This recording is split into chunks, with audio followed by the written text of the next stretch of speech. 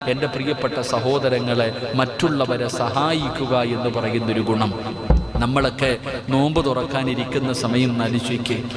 എൻ്റെ പ്രിയപ്പെട്ടവരെ, നമ്മളൊക്കെ ഇന്ന് നോമ്പ് തുറക്കാനിരിക്കുന്ന സമയം ഡൈനിങ് ടേബിളിൻ്റെ മുകളിൽ അല്ലാഹുവേ വെച്ചിരിക്കുന്ന സാധനം കണ്ടാൽ രാവിലെ മുതൽ വൈകുന്നേരം വരെ പട്ടിണി ഇരുന്നതിനുള്ള പ്രതികാരം ചെയ്യലാണ് ആ നോമ്പ് മുറിക്കുന്ന സമയത്ത് കാണുന്നത്.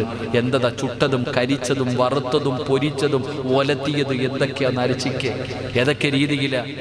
എൻ്റെ പ്രിയപ്പെട്ടവരെ, ഭക്ഷണം നമ്മുടെ മുന്നിൽ ഇങ്ങനെ കൊണ്ടുവന്ന് വെച്ചിരിക്കുകയാണ്. എൻ്റെ പ്രിയപ്പെട്ട സഹോദരങ്ങളെ, എന്നാൽ പണ്ടൊക്കെ പടച്ചോനെ നോമ്പ് തുറക്കുമ്പോൾ ഒരു കഞ്ഞിയും പയറും, ഒരു ഈത്തപ്പഴത്തിരി വെള്ളം, അൽഹംദുലില്ലാ കഞ്ഞിയും പയറും. ഇപ്പം അതൊന്നുമില്ല. ഇപ്പം കഞ്ഞിയൊക്കെ വേറെ പല മോഡലായി മാറി. സുഭിക്ഷമായ ഭക്ഷണം, അൽഹംദുലില്ലാ. നോമ്പ് തുറക്കുന്ന സമയത്ത് ഭക്ഷണം കഴിച്ചോ, ഞാൻ അതിനെതിരൊന്നുമല്ല, ഞാൻ കഴിക്കണ്ട എന്നല്ല.